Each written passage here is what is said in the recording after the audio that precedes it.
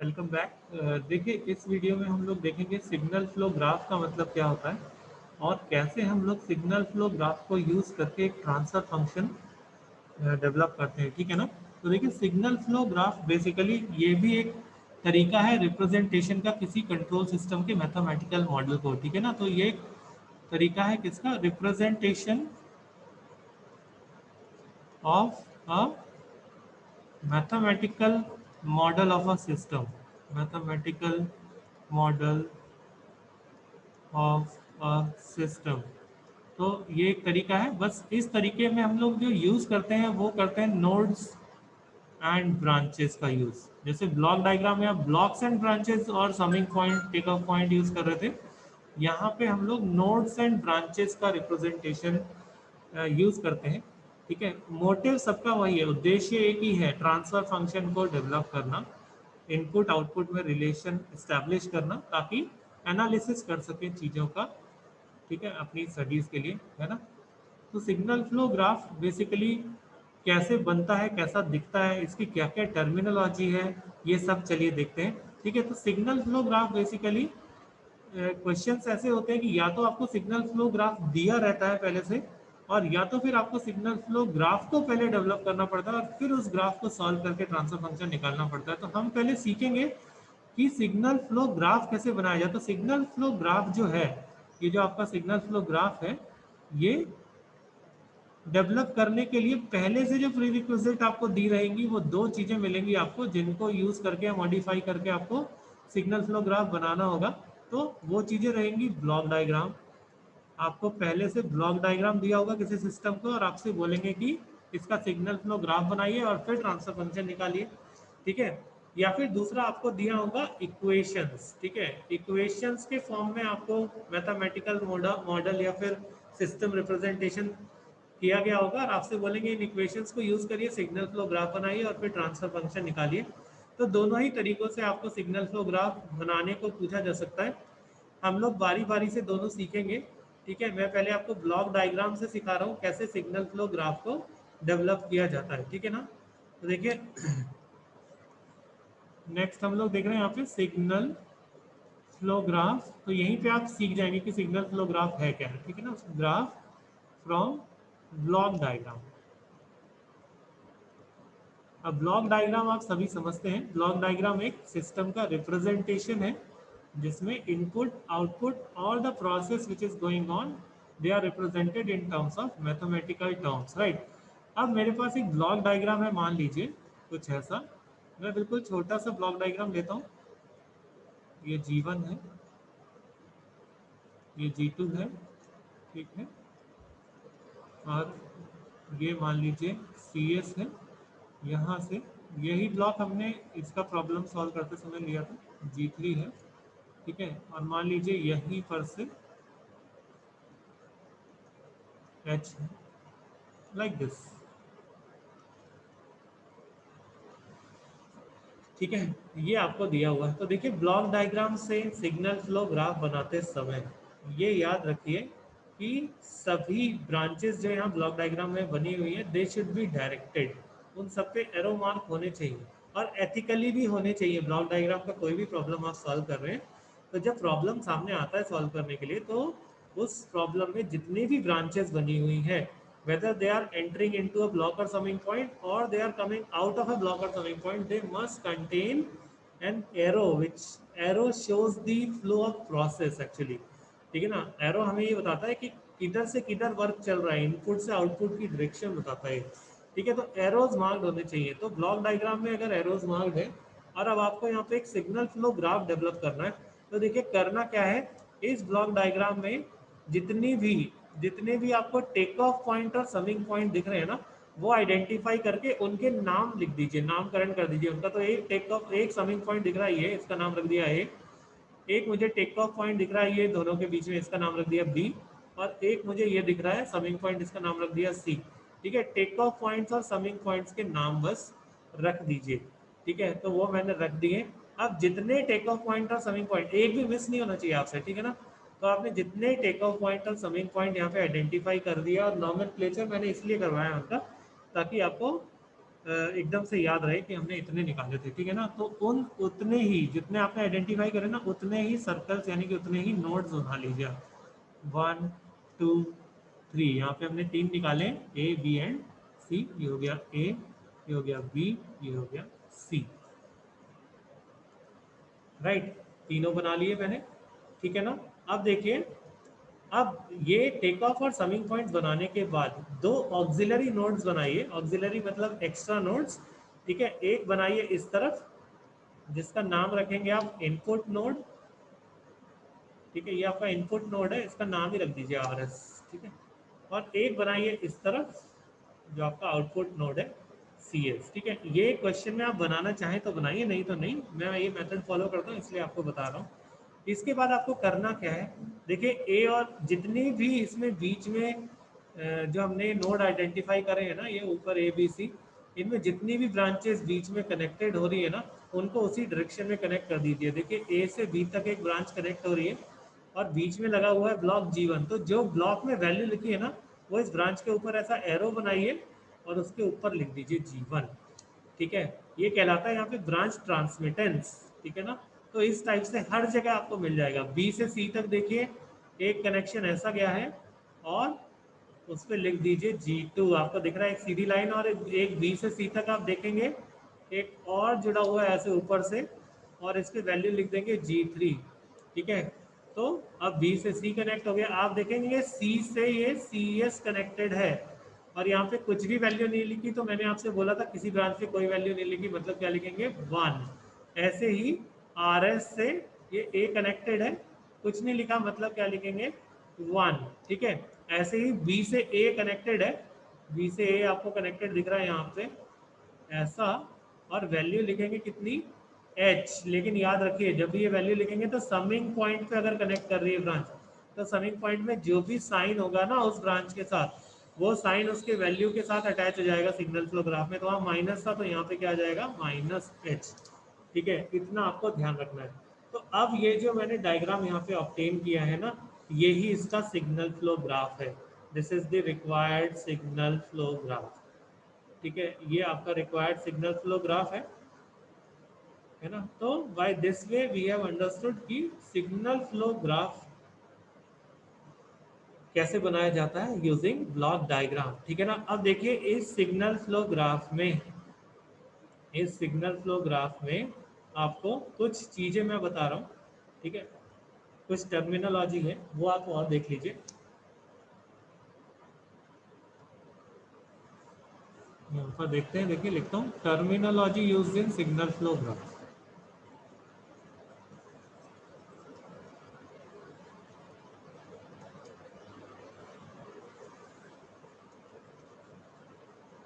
Terminology used in signal flow graph, right.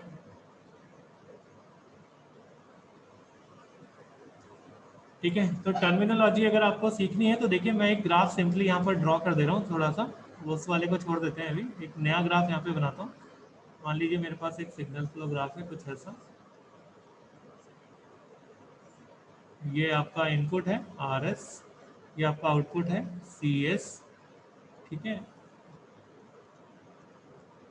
ये कुछ values mark कर देते हैं, मान लीजिए ये 1 है, ये G1 है, ये G2 है, ये G3 है, ये भी 1 है, ठीक है। एक मान लीजिए यहाँ से यहाँ तक ऐसे गया है, से -H1। एक मान लीजिए यहाँ से यहाँ तक ऐसे गया है, ये हो गया -H2, ठीक है। इसके अलावा मान लीजिए एक ब्रांच यहाँ से यहाँ तक ऐसे गई है, से G4, ठीक है। और यही हो गया मान लीजिए, ठीक है ना। एक चलिए एक और बनाते हैं, यहाँ से यहाँ भी गया है -H3। ये मेरे पास एक सिग्नल फ्लो ग्राफ है। अब इसमें कुछ टर्मिनोलॉजी है वो देख लीजिए, राइट। सबसे पहला टर्म जो है ना वो आपको सीखना है, वो है आपका सोर्स नोड, ठीक है। इसका दूसरा नाम भी है इनपुट नोड, ठीक है। सोर्स नोड इनपुट नोड वो नोड होता है जिसमें सिर्फ और सिर्फ आउटगोइंग ब्रांचेस होती हैं, ठीक है ना। जिसमें सिर्फ और सिर्फ आउटगोइंग ब्रांचेस होती हैं, ठीक है। जैसे ये आर एस है, आर एस से ब्रांच केवल बाहर जा रही है, आउटगोइंग है, कोई भी ब्रांच अंदर नहीं आ रही इसमें, ठीक है ना। तो यहाँ पे लिखेंगे the node having outgoing branches only, ठीक है, outgoing branches only is a source node, ठीक है। दूसरा टर्म जो होता है that is sink node. Sink node को हम लोग आउटपुट नोड भी कहते हैं। ये क्या होता है देखिए, ऐसा नोड जिसपे सिर्फ इनकमिंग ब्रांचेस है, तो वो यहाँ पे सी एस है, इस पे देखिए सिर्फ इनकमिंग ब्रांच है, ठीक है। तो आप लिखेंगे the node having incoming branch only, incoming branches only, एक से ज्यादा भी हो सकती है, ठीक है ना, इज अ सिंक नोड, या फिर इसको आउटपुट नोड भी बोलते हैं। तीसरा देखिए, तीसरा टर्म जो इंपॉर्टेंट है that is forward path. Forward path एक ऐसा रास्ता है जो सोर्स नोड से चालू होता है, सिंक नोड पे खत्म होता है, और कोई भी नोड डबल ट्रेस नहीं होता, ठीक है ना। जैसे मैं आपको यहाँ पे अगर थोड़ा सा और क्लैरिफाई करूँ, इन नोड्स के नाम लिख दूँ, मान लीजिए ये ए है, ये बी है, सी है, डी है, ई है, एफ है, ठीक है। फॉरवर्ड पाथ वो रास्ता है, ठीक है, जो सोर्स नोड से चालू होके सिंक नोड तक जाएगा, ठीक है ना। डायरेक्शंस आपको दिख ही रहे हैं हर एक ब्रांच पे, लेकिन कोई भी नोड एक से ज्यादा बार ट्रेस नहीं होगा, ठीक है। जैसे यहाँ पे पहला जो फॉरवर्ड पाथ है, अगर मैं ऐसे लिखूँ फॉरवर्ड पाथ नंबर 1, तो वो है देखिए ए से गया बी पे, बी से सी पे, सी से डी पे, डी से ई पे, ई से एफ पे। तो A B C D E F directly मेरा जो पाथ है वो एक फॉरवर्ड पाथ है, ए से एफ तक सीधे पहुंच सकते हैं, कोई भी नोड रिपीट नहीं हो रहा। दूसरा देखिए फॉरवर्ड पाथ नंबर 2 अगर मैं दिखाऊँ आपको, तो वो इसमें हो जाएगा ए से गया बी पे, बी से गया डी पे, फिर ई पे, फिर एफ पे, ठीक है। तो ये भी एक रास्ता है, सी को स्किप करके ऊपर से निकल गया एक ब्रांच, ठीक है ना। तो दो रास्ते हैं यहाँ पे, तो ये फॉरवर्ड पाथ्स है, राइट। चौथा जो है आपको यहाँ पे देखना है वो है लूप, ठीक है। नेक्स्ट टर्म जो है वो लूप है। लूप क्या होता है देखिए, जिस नोड से चालू किए उसी नोड पे खत्म हो गए घूम के आके, लेकिन कोई भी अदर नोड, मतलब ये जो जैसे मान लीजिए बी से चालू कर रहे हैं हम लोग, है ना, और बी से चालू करा और बी पे ही आके घूम गए, वापस रुक गए, लेकिन बाकी के जो नोड है वो डबल रिपीट नहीं होने चाहिए, मतलब एक से ज्यादा बार नहीं ट्रेस होने चाहिए, है ना। तो ऐसे यहाँ पर देख लीजिए पाथ कौन कौन से है वो हम लोग आइडेंटिफाई कर सकते हैं। लूप अगर मैं देखूँ तो लूप नंबर 1 L1 यहाँ पे कौन सा है देखिए, बी से गया सी पर और फिर अगेन बी पर, तो बी सी बी, ठीक है। लूप नंबर 2 सी से गया डी पर और फिर अगेन सी पर। लूप नंबर 3 डी से गया ई पर और अगेन डी पर। अभी देखिए इसमें एक चौथा लूप भी है, अगर आपको मैं ध्यान से दिखाऊं, लूप नंबर 4 आप ध्यान से देखते रहिएगा, बी से गया डी पर और फिर डी से आया सी पर घूम के और फिर सी से आया बी पर घूम के, ठीक है। तो यहाँ से आपको दिख रहा है ये चौथा लूप, तो टोटल 4 लूप्स हैं यहाँ पे, लूप नंबर 1 2 3 एंड 4, ठीक है। इसके बाद देखिए नेक्स्ट जो टर्म होती है यहाँ पे, है ना, नेक्स्ट जो टर्म यहाँ पे होती है वो होती है आपकी ब्रांच गेन। ब्रांच गेन को आप दो पार्ट्स में पढ़ सकते हैं, एक कहलाता है फॉरवर्ड पाथ गेन और एक कहलाता है लूप गेन। कहने का मतलब यह है फॉरवर्ड पाथ गेन, जो भी फॉरवर्ड पाथ है, मान लिया FP1 की बात कर रहे हैं, तो FP1 में जितनी ब्रांचेस आ रही है ना, उन ब्रांचेस पे जितने भी वैल्यूज लिखे हैं उन सबको अगर आप प्रोडक्ट कर दें तो आपको फॉरवर्ड पाथ गेन 1 मिल जाएगा। तो FP1 मेरी थी देखिए ABCDEF, मतलब ये पूरी स्ट्रेट ब्रांच, इसमें जितनी भी ब्रांचेस आ रही हैं उनसे जो वैल्यूज लिखे हैं उनका प्रोडक्ट, तो एक 1 G1 G2 G3 1, तो 1 into G1 into G2 into G2 into 1, तो आपका इसका गेन आ जाएगा G1 G2 G3, 1 1 मैंने नहीं लिखा प्रोडक्ट करके। ऐसे ही फॉरवर्ड पार्ट 2 का अगर आपको गेन लिखना है, तो फॉरवर्ड पार्ट 2 का गेन अगर मैं देखूं तो देखिए एक तो 1, फिर ये G4, फिर G3, तो 1 G4 G3, तो फॉरवर्ड पार्ट 2 का गेन क्या हो जाएगा G4 G3 या फिर G3 G4 ऐसा लिख लीजिए। ऐसे लूप गेन्स अगर मैं लिखूं तो मेरे पास 4 लूप थे, L1 L2 L3 L4, इन चारों के लूप गेन्स लिख सकते हैं आप, ठीक है। करना वही है, उस लूप में जितनी भी ब्रांचेस आ रही है ना उन सभी ब्रांचेस का प्रोडक्ट कर दीजिए। लूप 1 था मेरा बी से गया सी पर और सी से बी पर, तो बी सी बी का लूप गेन हो जाएगा G into H one. Negative sign के साथ है तो नेगेटिव साइन भी लेंगे साथ में, ठीक है ना। तो ये हो जाएगा माइनस जी एच वन, ठीक है ना, जी वन एच वन जो भी है वो जी वन ही है मेरे ख्याल से, राइट। ऐसे ही बाकी के भी आप ले सकते हैं, नेक्स्ट जो भी होंगे minus G two H two minus G three H three and so on. तो आप इस लूप गेन्स को वहां से चेक करके आराम से लिख सकते हैं, ठीक है ना। तो ये आपके लूप गेन्स हो गए। इतना देखने के बाद देखिए कुछ और टर्म्स हैं इसमें। टर्म नंबर 6 बता रहा हूँ, कहलाता है देखिए non touching loops, right. Non touching loops का मतलब होता है देखिए ऐसे लूप्स, है ना, ऐसे लूप्स जिसमें कुछ भी कॉमन ना हो आपस में, है ना, those loops which do not have anything in common। anything in common का मतलब होता है कि कोई नोड कॉमन ना हो, कोई ब्रांच कॉमन ना हो, वो सारे नॉन टचिंग लूप्स कहलाते हैं, ठीक है ना। फॉर एग्जांपल अगर यहाँ पर मैं आपको दिखा दूँ, यहाँ पर अगर मैं आपको दिखाऊं तो देखिए क्या हो जाएगा नॉन टचिंग लूप्स।